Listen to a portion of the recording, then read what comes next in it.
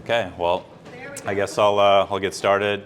They asked me if I wanted a microphone, but I'm usually pretty good at filling the room with my voice. So you guys can all hear me? Yes. Okay, perfect. So I would first like to thank Dee for organizing this and putting it on for me,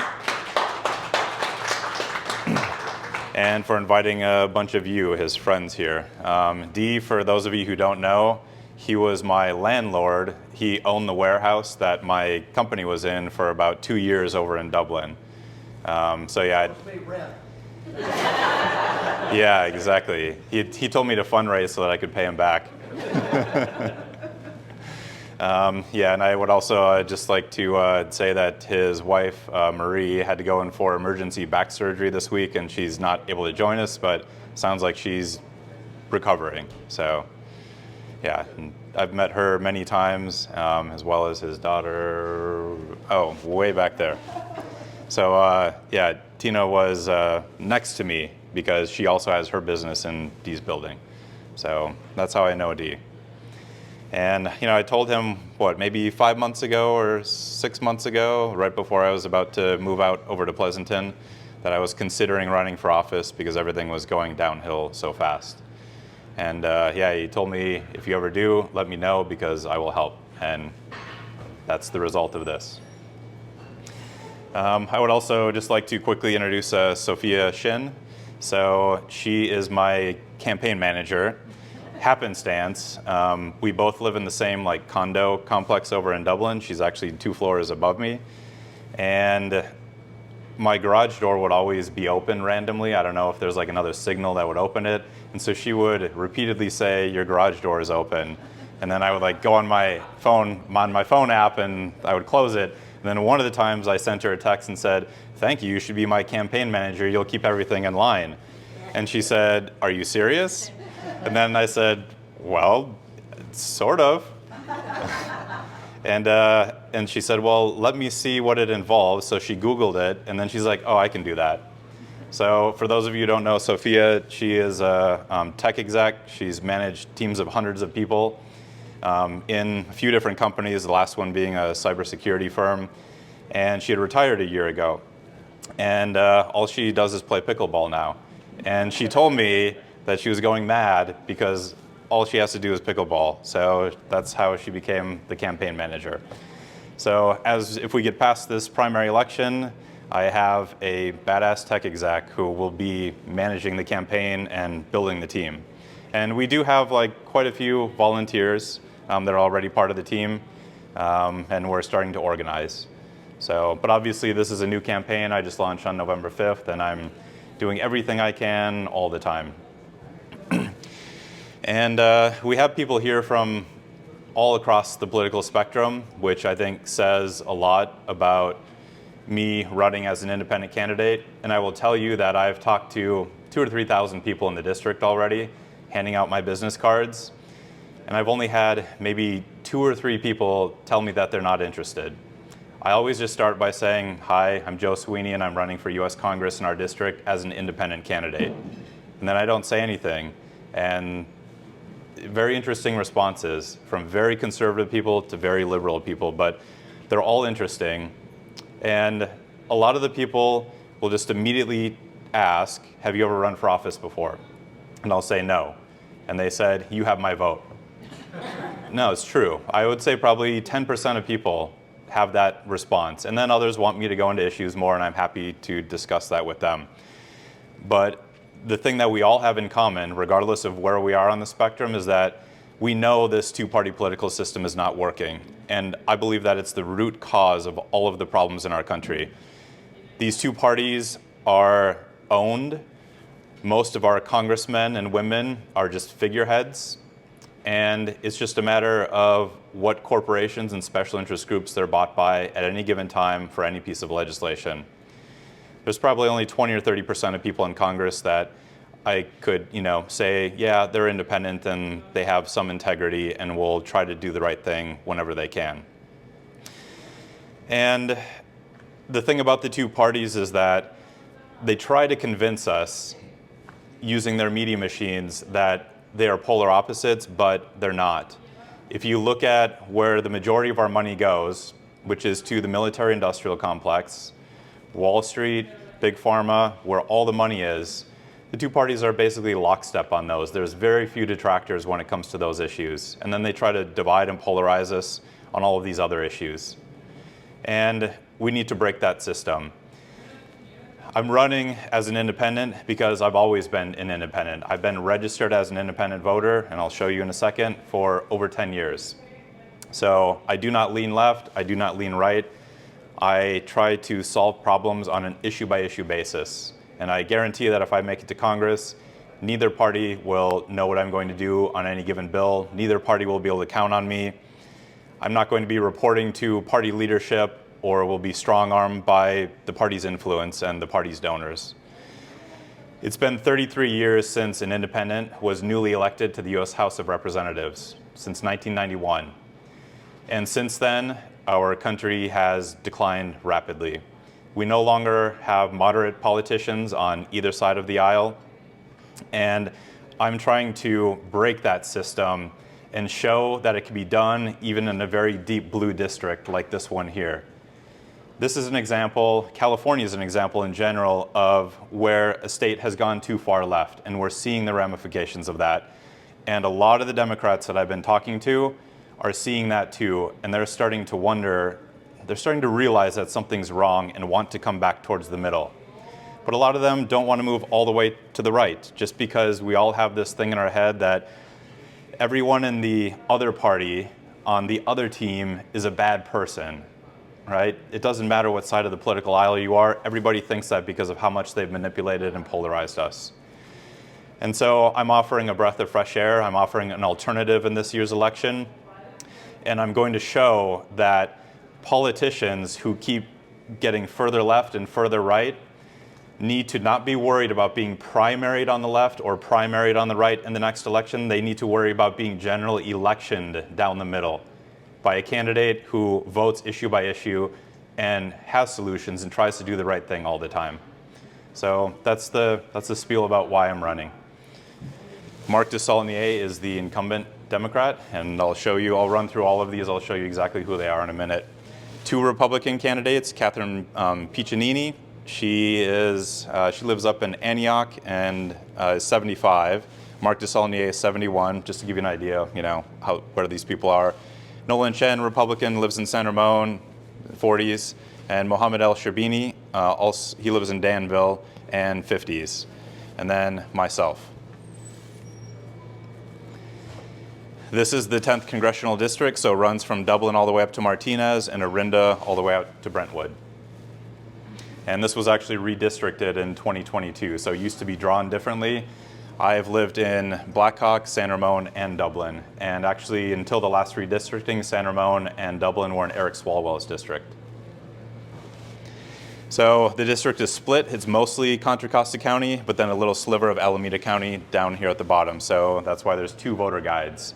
One for Contra Costa, and then one for the people who live in the very, eastern or east-northern portion of Alameda County. So those are the candidates. They draw lots. I don't know if this is the official ordering, but at least in the guide that they sent out, in the sample ballot, I'm down here as the last one. This is the party preference history of all of these candidates for the last 10 years, so you can see that I've always been a registered independent, and I've moved a few times, so that's why between Alameda and Contra Costa County.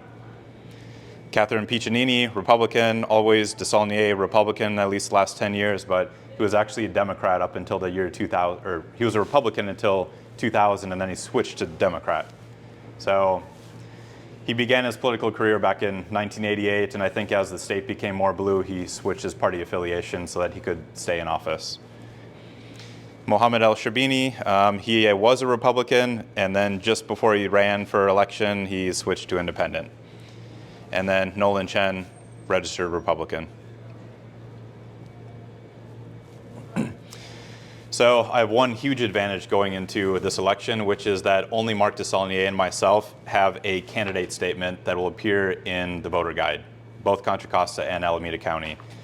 And the reason for that is because it's expensive. So even though it's only a little paragraph here, it gets printed in 600,000 or 700,000 of these guides. And they put the cost of that on the candidate himself. So that's why I've spent a lot of money, of my own money, to get this campaign going. But it's important. If you're going to be a serious candidate, you have to get at least enough funding to put a candidate statement in the voter guide that gets mailed out to everyone in the district. And I'll put this online so that you can go back and read it later. You'll see that Mark Desaulnier is very cookie cutter, saying, I'm here for the people in the district and doing stuff like that. My statement is much more heartfelt, that our country is in rapid decline and we need a big change to turn everything around, or we're not going to turn it around. So I'll leave these up there too on the way out if you want to read them on the way out. So who is Independent Joe? Let me just bring this up quick. On the website, independentjoe.com, and believe it or not, that domain was available. It was not taken. It was like fate. I paid $20 for it. Yeah, amazing, right? So let's see. I got to get this mouse over here. Okay, so let's run through real quick. I'm 42 years old now. I have an 11-year-old daughter. She actually goes to school at the... I actually used to live here in Blackhawk when I was married. Then my ex and I split, and she's still on. And I was teasing Dee earlier. He's on liquid amber, which is below us. So I just looked down on him for years. I didn't even know I was looking down on him then. Yeah, and I've never run for office before. I grew up in Longville, Minnesota, which is in northern Minnesota, a town of 156 people. So the nearest traffic light to me was 45 minutes away. Yeah, that's how rural it was. And so, yeah, I've always done very well academically, always been top of my class, high school, college, and then went to grad school later. And I was actually Minnesota State speech champion. That was my crowning achievement of my high school career. So I know how to talk when I need to, even though I haven't dusted off these skills since I was 18 years old. I'm doing my best to pull them back out of the closet. And this is Longville. This is our sign. There's a turtle race every Wednesday during the summer. That's a picture of me and my state speech coach. And I talked to him over the summer when I was visiting my mom for her 70th birthday. I showed up, surprised her for her birthday, showed up at her office in the little town, and she didn't know who I was for like a split second. So it was funny. I graduated with degrees in biochemistry and mathematics from Hamline University in St. Paul, Minnesota. And then after that, I came to grad school at Berkeley and got my master's in chemistry. So I'm a hardcore math and science guy. I've done the hardest stuff that you can do academically: quantum mechanics, statistical thermodynamics. That's why I'm a quick learn on things. And obviously, we were talking earlier, I forgot who was saying it, but they're like, oh, guy from Texas, you're saying these people in office are not bright. So I'm hoping to change that. Yeah. Is it a high bar? Yeah, exactly. Yeah, so I try to be funny too. I try to be witty. I have a couple of videos.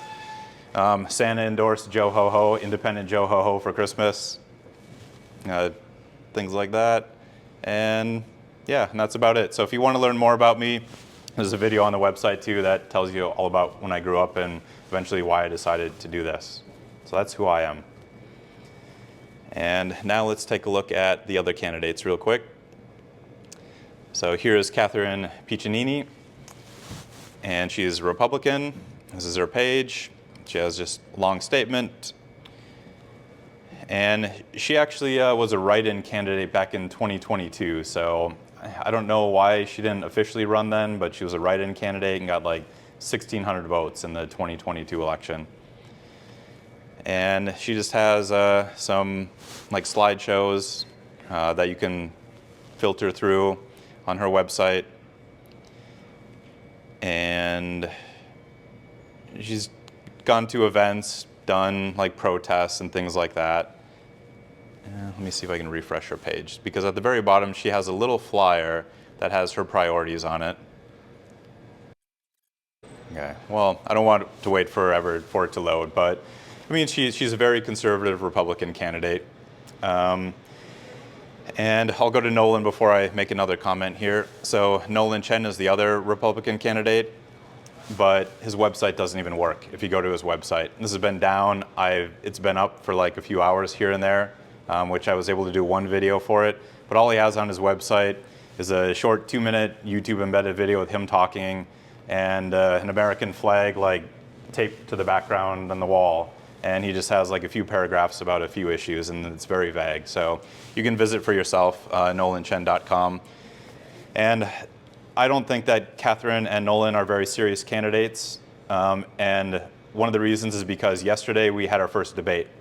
It was sponsored by the League of Women Voters and Contra Costa County Elections Office and Contra Costa TV. So it's a big TV studio, like a professional production TV studio. And all of the candidates, except for the incumbent Marc Desaulniers, said that they would attend. And when we got there, Catherine and Nolan didn't even show up. They called Catherine on the phone right before we were starting, and she said, "No, I can't make it." And then they tried to call Nolan, and he didn't even answer his phone. So this has been scheduled, it had been rescheduled from January 12th to February 2nd, like 3 weeks ago. So then the only other candidate who showed up was Mohammed El-Sherbini. And he's an independent, but like I said, he was a registered Republican. So he has King Tut Travels is his travel company, and he's had that for a very long time. He lives in Danville. But he's a very nice guy. I talked to him for a long time before. We both showed up to the studio, and I talked to him after. Fantastic guy, but he doesn't have a handle on the issues, and I think you'll see that in the debate. He talks very generically. And then even if you click on his page about El-Sherbini's vision, I think when he made this, he wasn't even sure what running for U.S. Congress meant, because all he talks about is making Danville better. He talks about Danville, only addresses Danville in this, talks nothing about the rest of the district. And so I don't even know if he exactly knew what he was running for. So I'll let you make that decision by yourself. Let's see. And then, of course, the incumbent, Marc Desaulniers. And we all know him. Well, actually, surprisingly, very few people in the district actually know who our representative is. I've talked to thousands, and I would say that less than 25% of the people who I talk to, even after I say his name, are like, "Oh yeah, that's my congressman." So many people know who Eric Swalwell is. Probably everybody in this room knows who Eric Swalwell is. Hardly anyone knows Marc Desaulniers. He's very quiet, mild-mannered, and so you would think that being mild-mannered and 71 years old and a former Republican, that he would be relatively moderate. But if you take a look at any of the websites that do rankings and look at his voting record and the kind of legislation he sponsors, that's his House page currently. If you look at the legislation that he sponsors and how he votes, he is one of the 20 most left Democrats out of the 210 in the House. So go to this page and you can look at the bills that he sponsors, and if anyone wants to, me to go into it later, I'm happy to do that with you just to show you the kind of things that he sponsors. So this is who I'm running against, because I think that the state and the country has gone too far left on many issues, and I'm running to bring it back to the middle. Okay, so let's see. I'm going to minimize this. Okay. And then my priorities. So this is obviously important. I've been talking to some of you about my priorities already. And let me just go back to my webpage because I have a page for it. I've been trying to put out a new video every week on a new issue. I think I have 4 of them published. I have ones that will be coming out about climate and technology next week or this coming week. And and there's also will be a couple of newspaper articles coming out where they do candidate breakdowns. I always respond to everybody who reaches out to me and give them answers to their questions, and some of them are very specific. So watch for those. It'll be on patch.com, and then also the Pleasanton Weekly will be coming out. I'm trying to get East Bay Times to pick up a story because I have a contact there. The only problem is that the editor of that newspaper is personal friends with Marc Desaulniers. So that if they do any editorial work, I don't know what will happen. So issues. This was a funny video. You should watch it. This is me holding a Louisville Slugger against a shop vac, which represents the US government sucking up all of our money, in a sentence. So in order to address the spending that's out of control, we have $34 trillion in debt and $1 trillion budget deficit every single year. That $1 trillion interest payment, $2 trillion budget deficits every year, and the interest payment alone on our debt is $1 trillion a year now, which is more than our defense budget. $1 trillion divided by 330 million Americans is $3,000 for every single American just to pay the interest on our debt now. If you have a family of 4, that's $12,000, and that's just average. So if you're a high income earner, you're paying tens of thousands of dollars or hundreds of thousands of dollars just to service the debt that the government has racked up. Okay? And where does that debt go? Where do the debt payments go? China is the largest foreign holder. Well, sorry, Japan and then China, but China's a very close second holder of our foreign debt. And so we need to reprioritize our spending and get back to a balanced budget like we had in the 90s. A lot of you probably remember when Clinton was in office negotiating with Gingrich, they got to a balanced budget, and we were projected to have zero national debt by the year 2010. And then that changed drastically. So the reason why the spending is out of control is because they always pass continuing resolutions and omnibus bills. And I have videos about that explaining that those are the vehicles that they use for corruption, because they just say you need to pass this bill or all of these government agencies are going to get shut down. You're going to stop paying our military veterans. You're going to shut down our schools. They tug on the heartstrings of people and they leverage that against them in order to keep the massive unaccountable budgets going for all of the government agencies, from the military to fossil fuels and whatever they're putting money into, all these subsidies. So we need to get back to single subject spending bills. This is what Congress is supposed to be doing. We're supposed to look at every program and agency and make sure that they're all working and only give them money if they are and they're moving our country forward.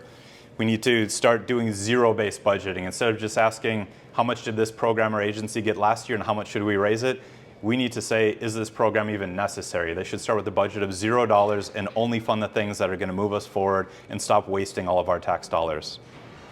And so this is one area where I wish that more people would understand that investing in politicians, in candidates who will stop this spending, will get them ahead financially. Because think about it, if you were to donate a couple $1,000s to a candidate and they replace someone who just keeps voting for omnibus bills and continuing resolutions, you're going to save money in the long term.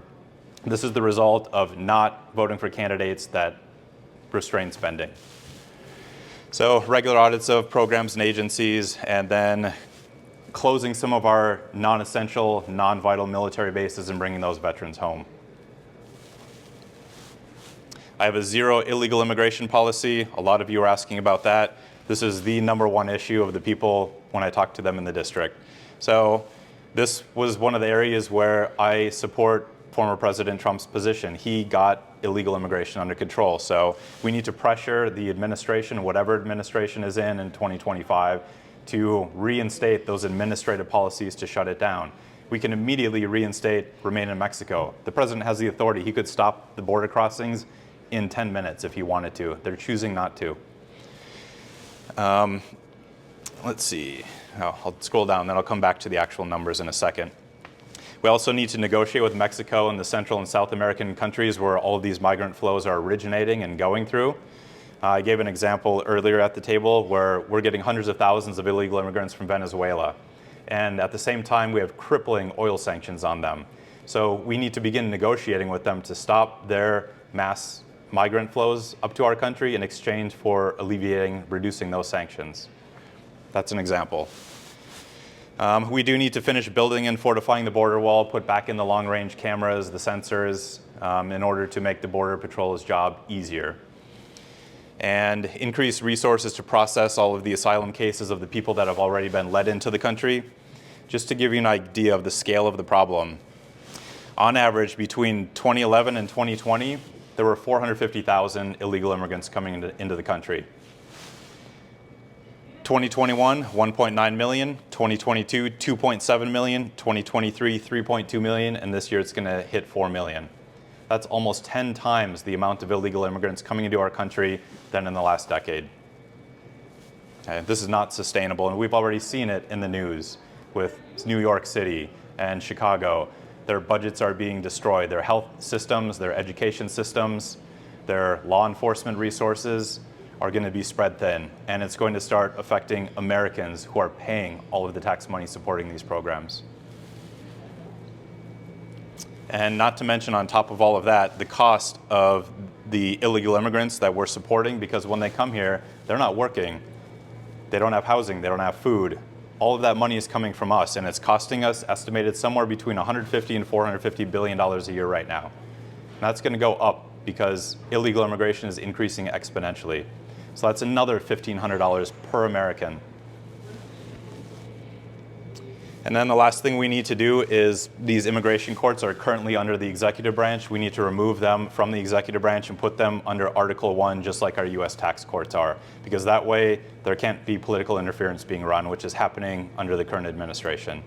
So that's how I solve the border problem. At the same time, we need to reform the legal immigration program because we do have people coming over here that are being our doctors and our engineers and our tech workers, and they are contributing to the prosperity. They're building companies, they're creating hundreds of billions or trillions of dollars worth of wealth, and we need to continue that flow coming here. And there are some reforms, I won't go into it too much, but one of the big things, and I sort of had heard about this when I started looking into it, but after talking to people who have experienced it, I'll give you an example. We give out about 85,000 H-1B visas per year. About 60,000 of them go to people coming from India. However, there are country caps for green cards, meaning granting them permanent residency here, of only 10,000 per country. So what's happening to them is we're bringing 60,000 over and we're only allowing 10,000 to become permanent residents.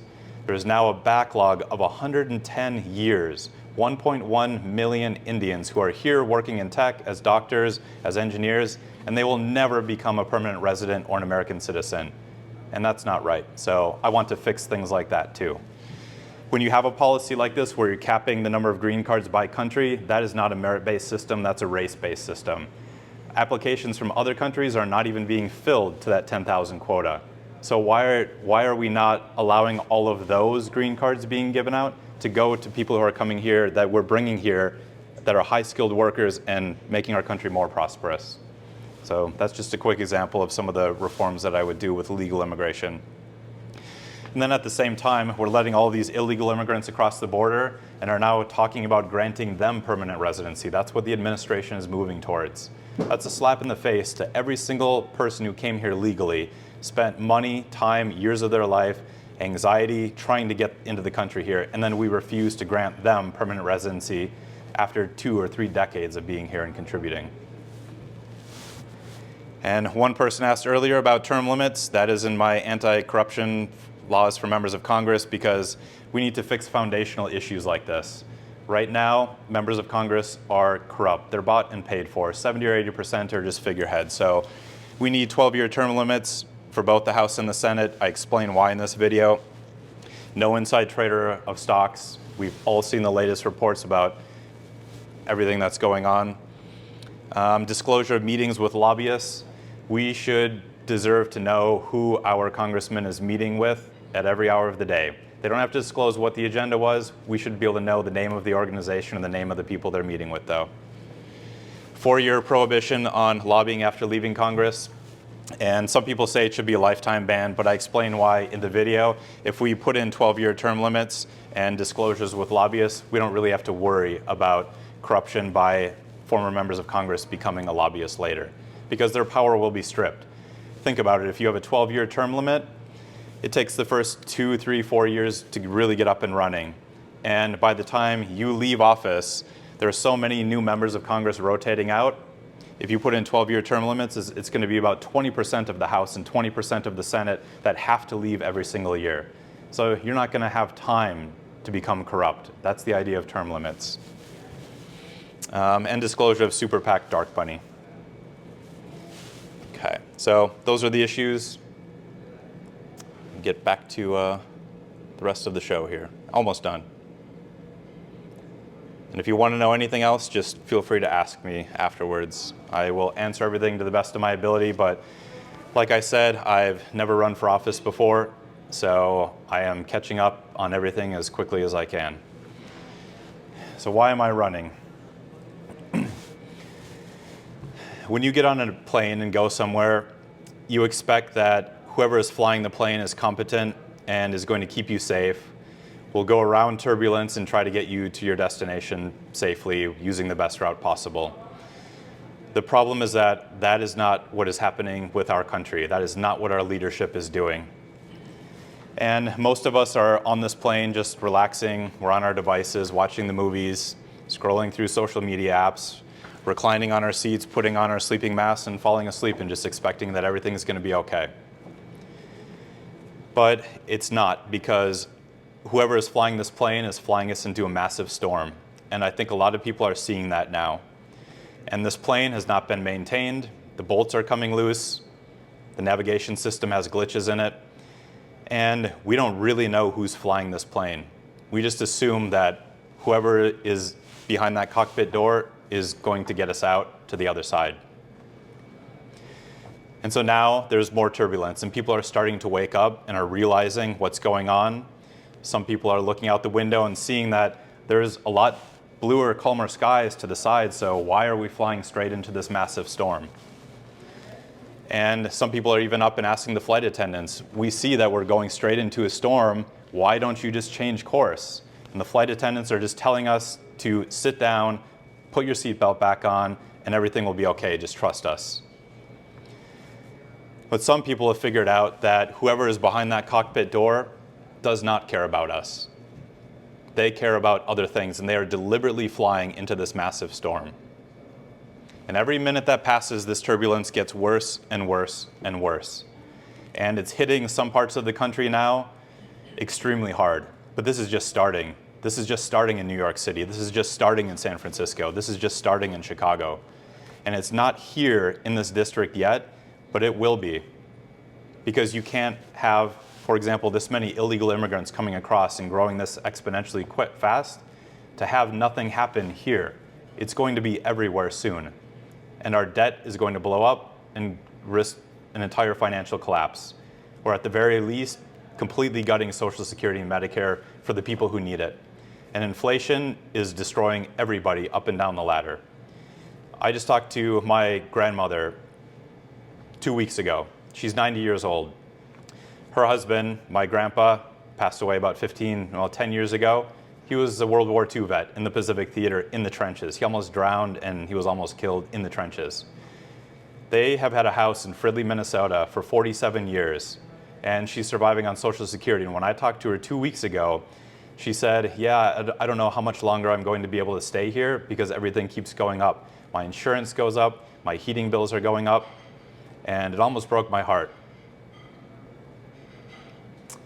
And, I obviously told her, Grandma, just let me know and send some bills my way. If it's just a few $100s, don't worry about it. The fact that my grandmother, who has lost her vision now, is 90 years old and is sitting in a recliner without her husband anymore, and she has to worry about not being able to keep living in the same house that she's lived in for 47 years and that the mortgage is paid on, that her husband left her. And that's going to happen to more and more people. So we need to get through that cockpit door and push those pilots aside. And I'm willing to be the first one to stand in front of it, but I can't do it alone. I need other people's help. And if we do get through that cockpit door, by the time we do, we're going to be in the eye of the storm. Even if in this election we can begin to turn things around and put enough people in office that can safely control this plane, we're going to already be in a storm. And the path that we came in on is going to be much easier than the path of getting out. And what we're also going to discover if we make it through that cockpit door is that the navigation system has been shorted out, the landing gear has been sabotaged, one of the engines is down, the masks are going to come down in the cabin, and the guys flying the plane, they have parachutes and they're going to breach the cabin door and jump out. And then everyone is going to wake up and be in panic. And this thing is going to crash land. I am just going to pray that the wings don't rip off and that the last engine goes out before it does. and that everyone's seatbelts in the cabins hold, and that I will be able to keep my head in this chaos that's going on. So that we can land soft enough so that injuries are minimized, and we will eventually be able to repair this plane and get it airborne again. I know that everybody here in this room is awake. Some of you still think that we have enough time to change course and go around the storm, but some of you realize that we're going into the storm no matter what. Some of you know that the people in the cockpit are deliberately flying us into the storm, and we can all speculate about what's exactly happening and why, but that's the truth of it. And I've never flown a plane before, and especially not in a hurricane, without a navigation system, with an engine down, no landing gear, and the fuel running out.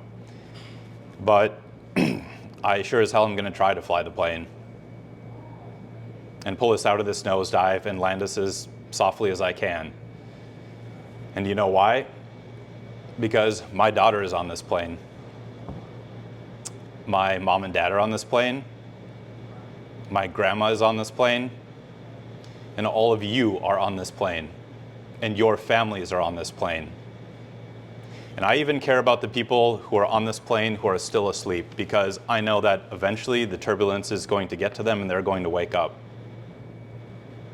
And that's why I have been doing everything I can to get my campaign up and off the ground. That's why I've already spent over $25,000 of my own money and all of my waking hours for the last 2 months working on this when I'm not taking care of my business and my daughter and getting her to and from dance.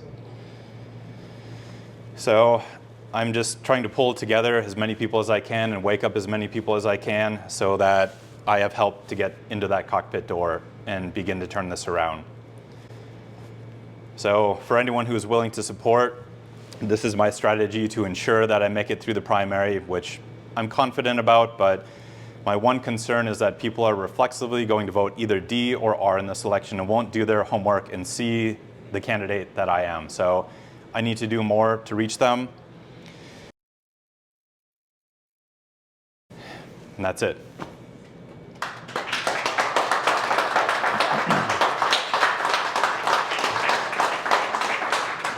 Okay, good, not too long, right? So if anyone has any questions, I'm going to stay until everybody else leaves. I'm happy to answer anything. And if I don't have an answer for you yet on something because I haven't looked into it enough or haven't made up my mind, I will make up my mind and I will look into it, and then I'll get back to you. Okay, yeah. I think you're the only person I haven't met in here yet, personally. Hi. When you talk about changing, or what am I trying to say? If you were to get into office and you have this vision, how do you get other people within that structure or in the House of Representatives to join on your plane to start turning the tide? I mean, you're one person, and you have a strong value system, which I think we're seriously lacking. So how do you get others to climb on board with you? Yep, very good question. So basically the question is, if I make it to Congress, how do I get other people on board with my agenda? And the truth is that this is going to take a long time because, like I said, 70 or 80% of the congressmen and women are figureheads. They're not going to do what's right ever. But it's a long process. I will set the example here and show what can be done in a general election in a deep blue district, and that will begin inspiring others. My goal is to have other independents start to get seats in the House. Like I said, it's been 33 years, but if I can crack it, I guarantee in 2026 we'll have 5, and then in 2028 we'll have 10 or 15. And even when I immediately go in, even if I'm the only independent in the House, I will actually have a lot of power. I've already thought about this because the parties are so thinly divided. The Republicans hold the majority by 3 seats right now. On all of these congressional committees, the Republicans will have a majority if they hold it, or the Democrats will have a majority. I will join the committees whose legislation I do believe in and I will support. And regardless of who is on those committees, they will want me on certain committees if I am on their side, because they will be able to say, this wasn't a partisan issue. it was all of the Republicans and Independent Joe. It'll give them more credibility. And so I will have both parties wanting me to side with them on different things. And so that is my plan. I will talk to whoever is the speaker, whether it's Mike Johnson, whether it's Hakeem Jeffries, but I will not be on the committees where I know that I cannot make a difference and I cannot move something forward that will help us. So that's my strategy.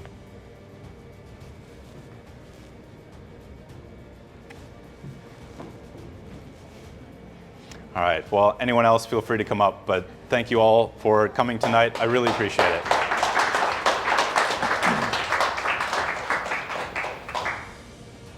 I'd like to invite you back for a full house. Anytime, before the general election, 100%. Okay. All right. Yeah, It's very nice to meet you. thank you. Thank you for coming. I appreciate it. Thank you. Yeah. Thank you. Perfect, perfect. Good. I'll make it through now. Yep, got it.